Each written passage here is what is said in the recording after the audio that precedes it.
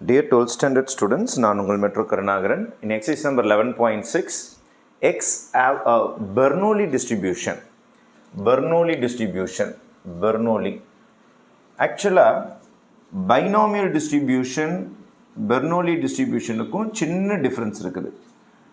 பைனாமியலுக்கும் Bernoulli டிஸ்ட்ரிபியூஷனுக்கும் ஒரு சின்ன difference இருக்குது.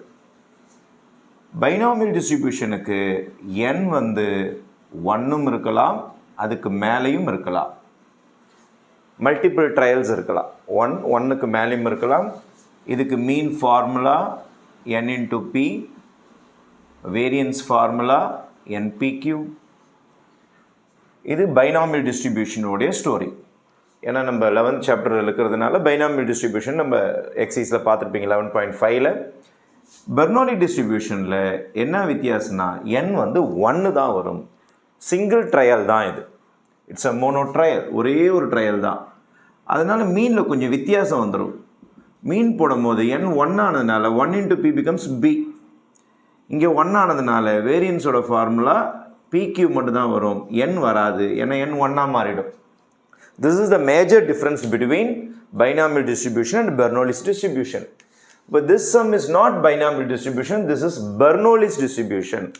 அதனால் mean is equal to 0.4 நம்ம கொடுத்துருக்காங்க. இப்போ மீன் என்றால் இந்த சம் போட்டால் பைனாமியல் போட்டால் NP யூஸ் பண்ணியிருப்போம். ஆனால் நம்ம பெர்னோலிஸில் இருக்கிறதுனால நீங்கள் டைரெக்டாக மீனுக்கு பதில் P is equal to 0.4 போட்டுக்கலாம். அப்போ Qவோட ஃபார்முலா 1 minus P. இப்போ 1 minus 0.4 ஆன்சர் இஸ் 0.6. அப்போ Pயும் ரெடி, Qவும் ரெடி. அவங்க என்ன கேட்டிருக்காங்கன்னா இதோட வேரியன்ஸ் கேட்குறாங்க. Variance of 2x minus 3. திருப்பியும் நம்மளுடைய பைனாமியல் டிஸ்ட்ரிபியூஷனில் வேரியன்ஸ் ஆஃப் ax plus bக்கு ஒரு ஃபார்முலா இருக்குது. Variance of ax plus b is a square into variance of x. இதுதான் நம்மளுக்கு ஃபார்முலா.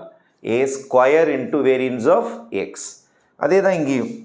இதுதான் a உங்களுக்கு. அப்போ 2 square a square into variance of x. இதுதான் நமக்கு இந்த சமுக்கு ஃபார்முலா. இங்கே 3 வராது. இப்போ 2 ஸ்கொயர்னால் 4 ஆகிடும். வேரியன்ஸோட ஃபார்முலா என்ன நமக்கு இது வரைக்கும் பாருங்கள். வேரியன்ஸோட ஃபார்முலா p இன்ட்டு q. அப்போ 4 இன்ட்டு பியோடைய ஆன்சர் 0.4. அடுத்தது q-ஓட ஆன்சர் 0.6. இப்போ 4 are 16 இன்ட்டு 0.6.